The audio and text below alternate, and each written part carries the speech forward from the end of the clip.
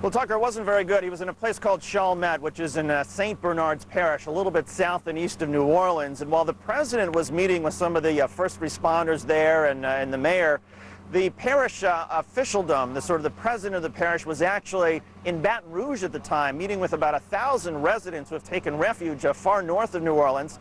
And the residents were being told at the very time the president was in their parish, the residents were being told by a state senator that it would be at least 4 months until they could return, that some residents who happen to live near the oil refineries that ruptured, that they would never return, and that in fact they would need to conduct soil samples before anybody could return. So while it must have been a good photo op for the president, a lot of people from that parish were not focused at all on President Bush. They were focused on what their own parish leaders were telling them up in Baton Rouge today. Is that, just to clarify, is that they wouldn't want to return because the conditions are so bad, or they're not allowed to return? And if they're not allowed to return, who's preventing them? Well, they're not allowed to return in the sense that in order to go back, there's going to be a special sort of certificate that they have to obtain in order to get back, and they're trying to make some arrangements so people can essentially do an inventory of their homes and businesses and find out what can they salvage. But the long-term prospects, nobody's quite sure. That is an area south and east of New Orleans that suffered particularly as far as the oil spills, the chemical spills of some of the industries in the area. So they're fearful that some areas of that particular parish you won't be able to return to at all. The question is, well, is the soil going to be safe for some of the other areas of St. Bernard's Parish? And again, 1,000 residents of that parish were warned in Baton Rouge today that they're not going to know for at least a couple months, and that it's going to be at least 4 months until officials suggest that it's even safe to return. Boy, did the president come to the city of New Orleans today? He did not. He did not come to the city of New Orleans. He was here yesterday evening meeting with first responders and especially meeting with people from New York, the New York firefighters and police. Remembrance of 9/11 and the fact that the New Orleans Police and Fire Department went to New York after 9/11. So the president did that yesterday, but he did not. He stayed on a ship overnight, and then after being in St. Bernard's Parish this morning, then he went to Mississippi. So apart from New York firemen, National Guardsmen, and you and your crew, who's in New Orleans right now? Not much, Tucker. There are some Red Cross, there's some Salvation Army, but it's mostly it's a bizarre sort of city because it's essentially a ghost town that's been occupied by the media, by the National Guard, by some police and fire department. And one of the strange things, Tucker, as you know from when you were here, is still there are no lights, there are no traffic lights, there are no stop signs essentially that anybody pays attention to.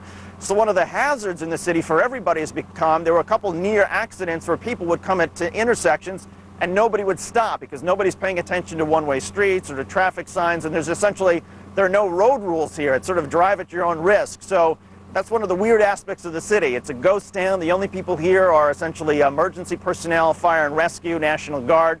And the other thing about it, Tucker, which bothers some people, is that there are a lot of people with weapons still. When police officers, as you know, go any place, they must carry their weapon with them.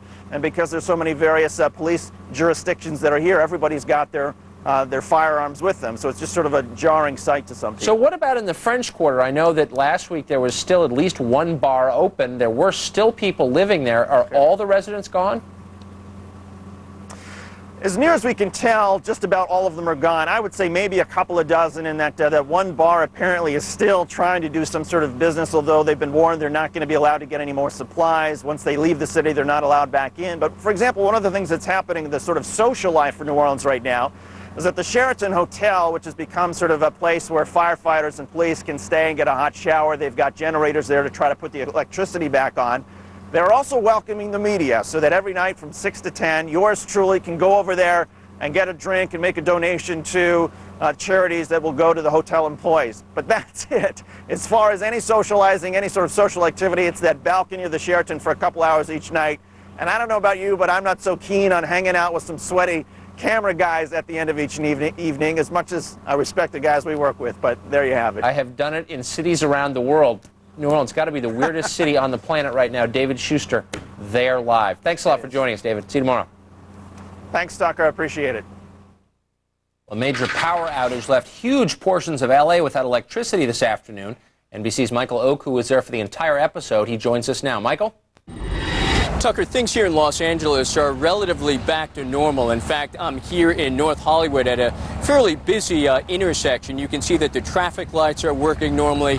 Cars are moving at a normal pace. That was certainly not the scene earlier this afternoon. Police officers arrived on the scene here, cordoned off some of the arteries that you're looking at. In fact, put flares on the ground to be as visible as possible to the drivers here in Los Angeles. All of this happened at about 1 o'clock Pacific time after 2 power surges.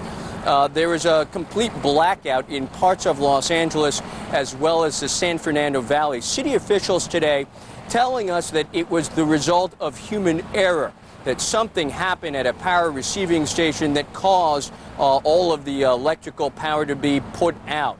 This was a major problem that could have been chaotic throughout the city. We understand that people were trapped in elevators, that schools and other institutions like hospitals were working on backup generators. Some of those children being told to remain in the classroom. There was a sense of anxiety in this city, but absolutely no panic. We do know that it was very difficult to drive on the freeways. It is always difficult in Los Angeles with stalled traffic. Today, after the power outage, it was close to impossible to drive on some of those freeways. And as a matter of fact, the surface streets were pretty hard as well. In scenes that reminded me, anyway, of what happened in New York City during the power outage there, some civilians actually taking the bull by the horn, so to speak, walking out into the streets, directing traffic along with some uniformed police officers. Very much on the minds of some people. Certainly, I discussed it with some people that I was with today.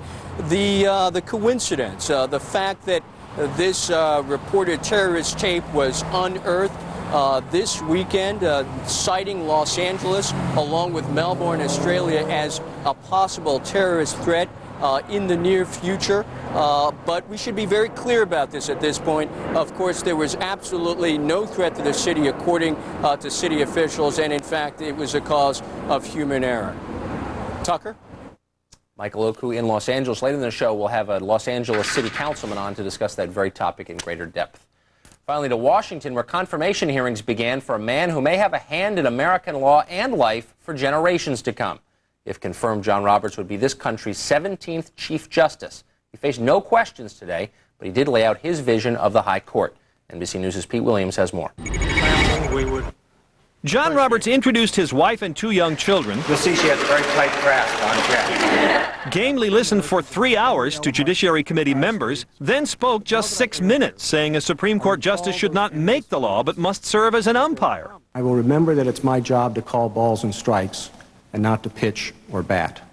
After studying his record for 2 months, committee Democrats today said they want to know if Roberts is committed to protecting civil rights, especially after Hurricane Katrina's reminder that many Americans have yet to share in the nation's prosperity.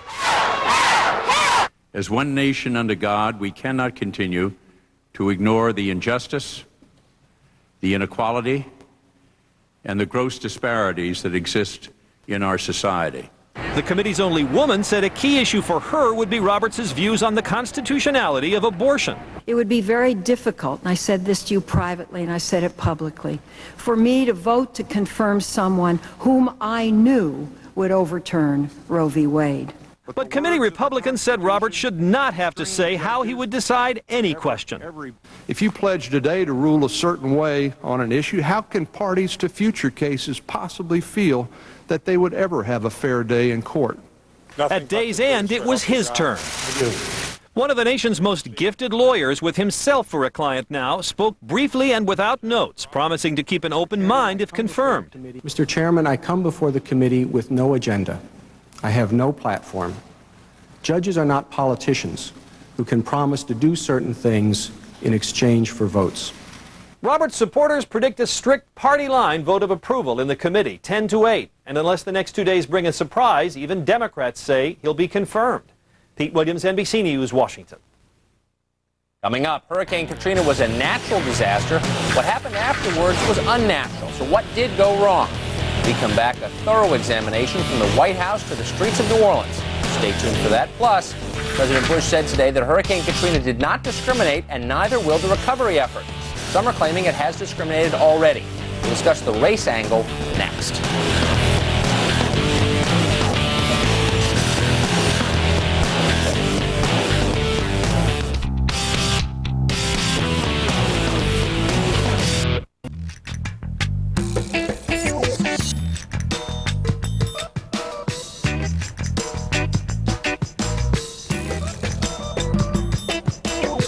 considering its 150-point inspection and 7-year, 100,000-mile powertrain warranty, you can rest assured knowing that everything about your Honda certified used car is going to work the way it's supposed to. The Honda certified used car. It may be used, but it's still a Honda. Well,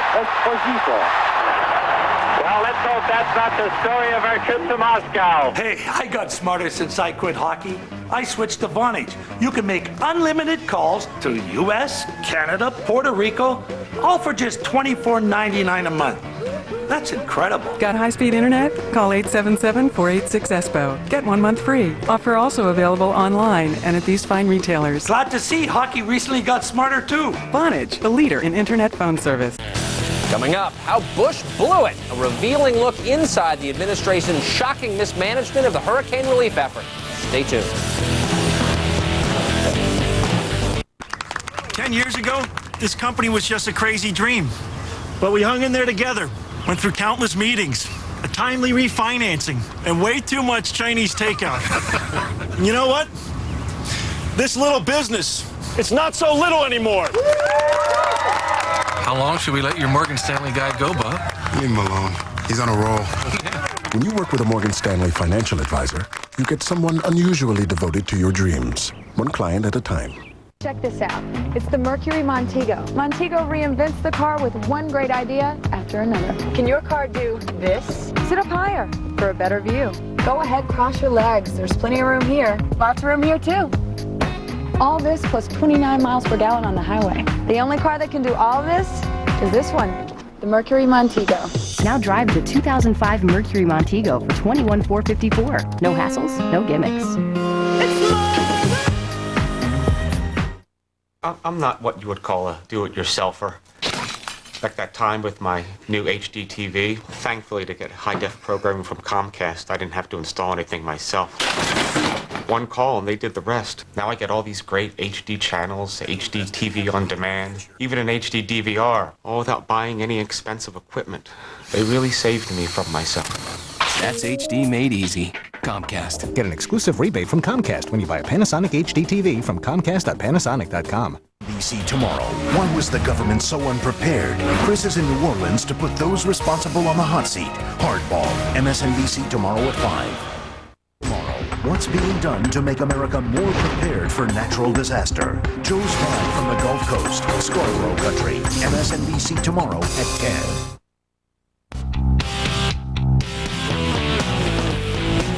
Everything we possibly can. We need to make sure that this country is knitted up as well as it can be in order to deal with significant problems and disasters. Meantime, we got to keep moving forward. And I know there's been a lot of second guessing. I can assure you I'm not interested in that. What I'm interested in is solving problems. Well, we're interested in second guessing because you learn things from second guessing. What did go wrong? The new issue of Newsweek magazine goes a long way to answering that question in an extended piece on how the White House responded and didn't respond to Hurricane Katrina. That magazine senior White House correspondent Richard Wolff joins us now. Richard, thanks a lot for coming on. Tucker, anytime. You get the feeling, you don't get the feeling, the piece comes out in